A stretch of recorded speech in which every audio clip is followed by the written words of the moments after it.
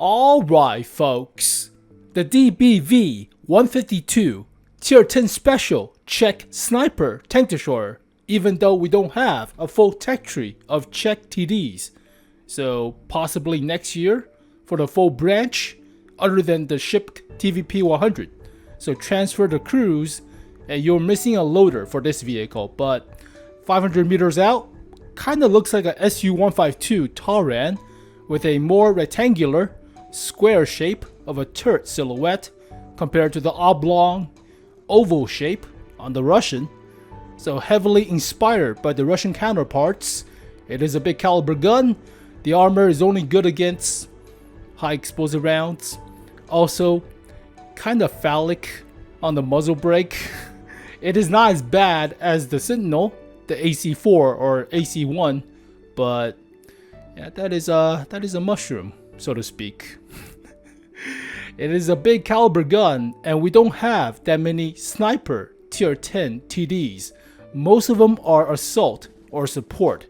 The only other two are the 𝗗𝗕𝟭𝟮 and the S-Tank, also the WZ-114 SB2, but yeah, this is in the lines of the 114 SB2 and 𝗗𝗕𝟭𝟮 to a lesser degree, but yeah, they need to buff the 𝗗𝗕𝟭𝟮. It kinda sucks. So yeah, fully traversable turret. Looking in the back, it is a large caliber gun, and the alpha damage is 770, so slightly more than the average 750 for some reason, but the reload time is definitely longer than the WZ-114 SB2. It is somewhat decent in mobility. It is very nimble, about 22 horsepower per ton ratio, and top speed of 50 kilometers per hour. So the actual Taran is like 63 kilometers per hour top speed, only about 18 horsepower per ton ratio, but very close enough. So big caliber gun. It's not the brown color for the Czechs. It is an olive green for some reason. Also, small fun fact, but and not a bad looking vehicle other than the muzzle brake. It is phallic. Okay. So, also, kind of the time, like we're 6 months out from assembly shop in late January or early February. So assembly shop for this vehicle, it is more interesting than the Vickers main battle tank, but yeah, let's take a look at the stats before we make any judgment. So yeah, we are out, and we never have gotten a tank destroyer for assembly shop. Mostly it's heavy tanks or medium tanks, but we'll have to see. So main stats, 275mm of pen for AP round. It is kind of underwhelming, but it is a sniper, so 770 alpha, a little bit more than the average 750. High explosive anti-tank is okay, it's workable, but not the craziest. Also velocity is slower, a lot slower, by like 33% almost, but I mean, it's fine. It's comparable to the APCR on the Chinese 114 SP2, but high explosive could be better at 90mm of pen, so whatever, it's fine. Aim time is quick. Reload time is kinda about 20 seconds, so it's about 19-ish seconds with commander bonus. And DPM on this machine is about 2,400 or so. That is not great for a tier 10 sniper of a TD. So you want to have at least 2,700 or 2,500. That DPM is kind of bland, kind of underwhelming. But accuracy is okay, about 0.3233 or so with the 100% crew. 7 degrees gun depression, 15 elevation, 35 rounds. The same ammo capacity as with the Chinese 114 SB2, but missing a loader coming from the shipped TVP-100. So train one more female loader for this vehicle, but top speed is not bad, 50 kilometers per hour, and 18 going backwards is alright. 22.1 horsepower per ton ratio, also not bad. Hull traverse, workable. Gun traverse speed, kind of slow, but then again, it's a tank destroyer. Health could be better. Only 1850. The Chinese is about 2000. So it is a heavy tank chassis per se, but this thing could use a little bit more health. 70 at the hull front, 140 at the turret front. Hull sides, not that great. Prone to high explosive rounds from Czech autocannons. Camo is actually not half bad. 18.5%, well, stationary, and 11.11, well, moving. View range is alright. Radio is standard. I mean, it's kind of underwhelming for such a big caliber gun, right? DPM is about 2,400. So, sniping, fine, but this is not stellar. Unless this vehicle has a gimmick, like auto reloader or autoloader, like a 3-round clip. That might be interesting, but for now, this DPM doesn't compete. I don't feel like it competes with stuff like the 114 SB2. So this thing has like 2,800 baseline DPM. With a rammer, it's about 3,200. Even this thing has technically better DPM baseline. Yeah. 2,500 DPM with this gun. So we have to see the actual dispersion, but dispersion on the Grill 15 is utterly horrendous. This vehicle needs a buff. Yes, it looks fast. Granted, it does look fast. Ooh, 22.5 horsepower per ton ratio with the turbocharger and 64 kilometers per hour top speed. Yeah, it does look fast. Also weighs about 40-ish tons. This vehicle weighs only 34. But the dispersion on the Grill 15 is utterly garbage. It's even worse than artillery, if I remember correctly. So, yeah, let's just compare with the Grill 15. Come on, give me back my Wolfram trigger off E100, or just buff the Grill 15. But no, the vehicle sucks ass. Yeah, moving is 0.26. Turret traverse is the worst, so you're not snapshotting. By all means, 0.4. Compare this with artillery, you'll see how bad it is. So this is the most accurate one. We'll use that as comparison. Yep, it's worse than artillery with dispersion. Let's see the biggest caliber. Slightly better than the biggest caliber, but not much. Yeah, not much. Maybe second biggest caliber. Wow, really? 0.7 for the Conqueror gun carriage? That's utterly crap. But this thing has the lobbing capability of the shell. Oh, it's surprisingly better than the French. So yeah, it's not great. By all means, it's not great.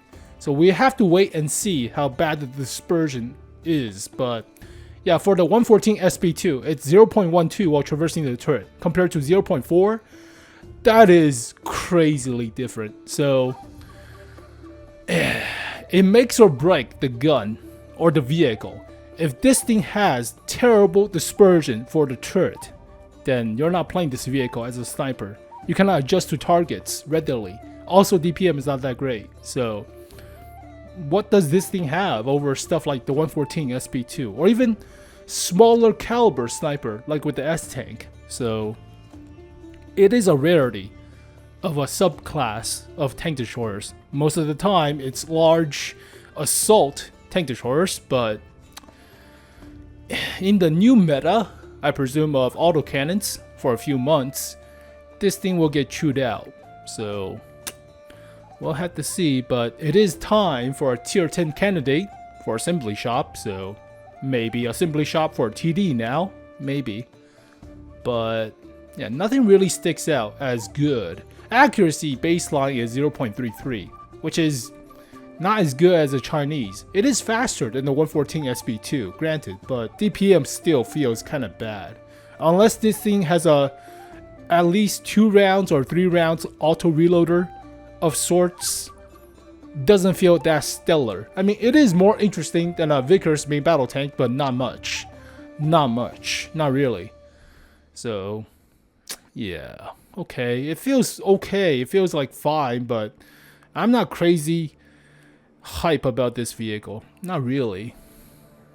Nothing really stands out. Yeah, penetration, I mean, 275 is bare minimum of a large caliber gun at tier 10. You want about 300, like with assault TDs, like the E3 or E4. That's not it. Not comparable to the Hori 3 or the 268s or even the Chinese WZ-113 tank to shore 1G FT thing, but yeah, it doesn't compare. Not really. So penetration could be better, but yeah.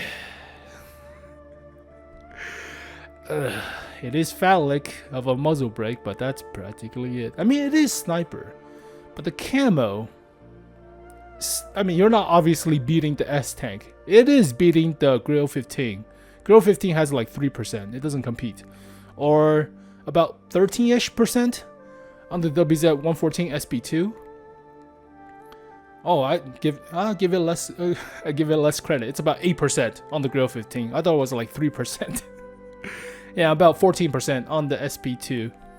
Yeah, it's better to camo and better horsepower per ton ratio, better top speed than the SP2, but compared it's not as fast of a top speed as with the 𝗗𝗕𝟩-15. Comparable engine power to weight ratio, but this thing weighs heavier than the Czech sniper tank to shore. Yeah, equipment wise, you want rammer. It looks like a closed casket of a turret design. It is closed turret, so you want vents and possibly optics. Optics helps out when you're trying to spot your spots for yourself, or turbocharger, but for nowadays I choose mostly optics. So yeah, the 114 SP2 doesn't have the camo. What the hell do I put binoculars on? Okay. Yeah, you really want, if you're sniping, you could put binoculars. I chose optics since I could move about. It's like a heavy tank chassis for the 114 SP2, but you can also put turbocharger for yourself.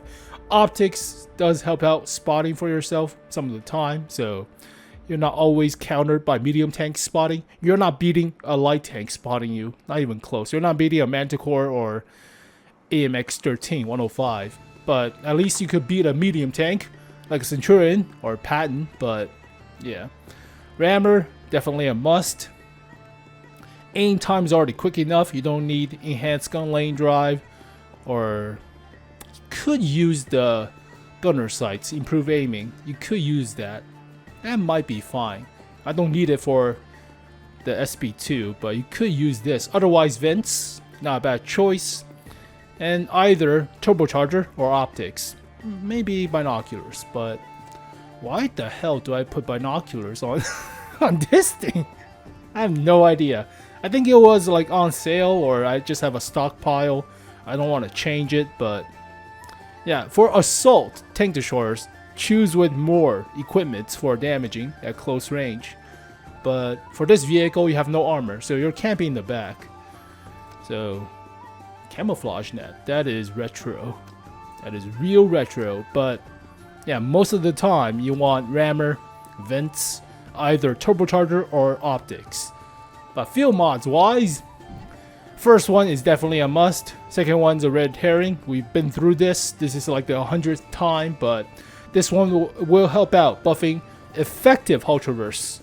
This looks good on paper, but it actually negates and loses effective hull traverse because of terrain resistance. So always choose the first one. Play around with tank.gg if you don't believe me. But second one, aim time or aim circle size, better accuracy.